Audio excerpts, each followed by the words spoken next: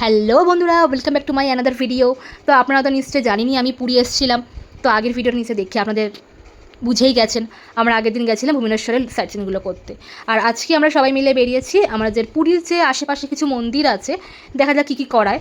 তো সেইখানে আমরা যাচ্ছি। আমি যখন আগের বার এসেছিলাম এই সাইট সিনগুলো কখনো করা হয়নি, বা নর্মালি দেখা যাক, তো জানি না কী কী দেখাবে।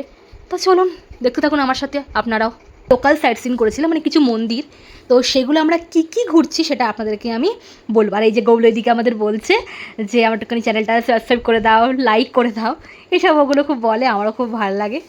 তো তাই এগুলো বলছিল। দেখুন কথা বলতে বলতে আমাদের ফার্স্ট স্পট চলেও, ফার্স্ট স্পট হচ্ছে বিপত্তারিণী মন্দির। এটা একদমই আমরা যে হোটেলে ছিলাম তার কিছুটা ডিস্টেন্স পরেই, আমরা উঠতে উঠতেই আবার নামতে হয়েছে। আর আমরা একটা ম্যাজিক গাড়ি করে নিয়েছিলাম, টাইপ অফ এখানে ম্যাজিক গাড়ি বলে এগুলো। তো সেখানে আমরা সবাই মিলে সাইট সিনগুলো করবো। আর অবশ্যই পুরী এসেছি, সব জায়গায় জগন্নাথ দেব থাকবে না, এটা তো কখনো হতেই পারে না। তো চলুন দেখা যাক এবার নেক্সট স্পট আমরা কোথায় যাই।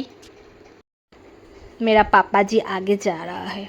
এখানে একটা ফ্লাওয়ার দেখতে পেয়েছে, এবারে তাই বলছে ওটা আমি বাড়িতে বানাবো হ্যান্ডমেড। বাবা এইসব ক্রাফট আইটেম করতে খুব ভালোবাসে।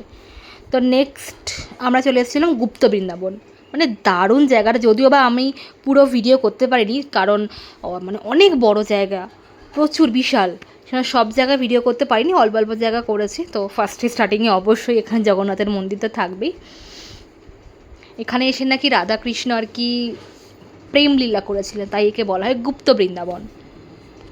যদিও বা আমাদের বৃন্দাবন তো আপনারা জানেন কোথায় আছে, কী কী বৃত্তান্ত, তবে এটা পুরীর গুপ্ত বৃন্দাবন, যেখানে নাকি কোনো এক সময় রাধাকৃষ্ণ এখানে এসেছিলেন।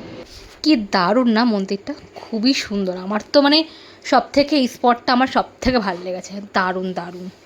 আর আমার মা তো শ্রীকৃষ্ণের বলতে পারেন ফ্যান আর কি। তো আমার মা তো এসে মানে খুবই আনন্দ পাচ্ছে। মা বলছে একটু থেকে যাই, মা তো ঘুরেই যাচ্ছে ঘুরেই যাচ্ছে। মা তো বলছে আমি যেখান থেকে যাবোই না, মাকে এখানে ডেকে ডেকে বার করা যায় না। মার এই জায়গাটা এত ভালো লেগেছে, কারণ আমাদের বাড়িতে গোপাল পুজো হয়, তো এই জন্য মানে প্রচুর আনন্দ পেয়েছে মা আর কি। আমি যখন পুরী ছোটোবেলায় এসেছিলাম তখন কিন্তু এই সাইট সিনগুলো করিনি। আমাদের যেগুলো পুরীর নর্মালি সাইট সিনগুলো হয়, উদয়গিরি, ধবলগিরি, নন্দনকানন, ওইগুলো করেছিলাম। বাট এই যে পুরীর যে লোকাল সাইট সিনগুলো হয়, এগুলো নর্মালি আপনারা নিজেদের হায়ার না করলে, এটা ট্যুরিস্ট গাইড যারা আছে, যারা ট্যুর হিসেবে বাসে করে আসে, তারা কিন্তু কখনো ঘোরায় না। তো এটা আপনারাই কিন্তু প্ল্যান করে নেবেন। এখন জানি না এখন কি সিস্টেম, বাট আমি যখন এসেছিলাম আজ থেকে 12-13 বছর আগে, তো তখন তো ঘোরেনি ওরা। আর যদিও বা ট্রাভেলারটা আমার কাকাই ছিল, তো জানতামও না।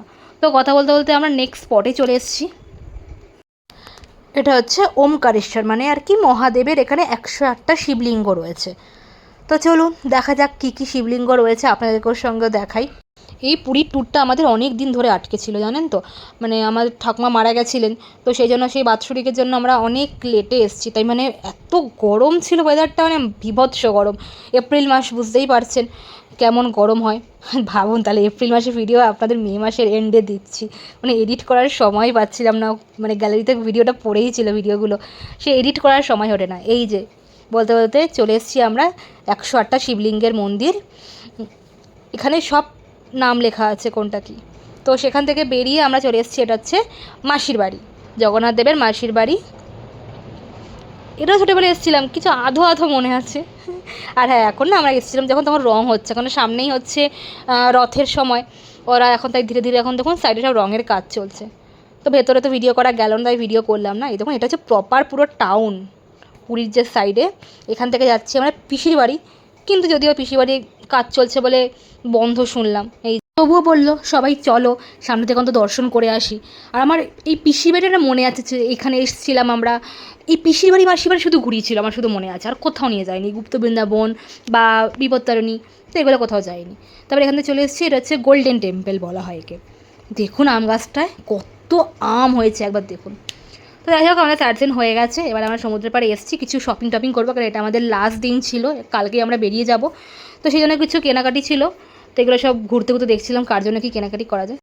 তো বন্ধুরা ভিডিওটা কেমন লাগলো, যদি ভালো লাগে প্লিজ এটা লাইক করে দেবেন। তো টাটা।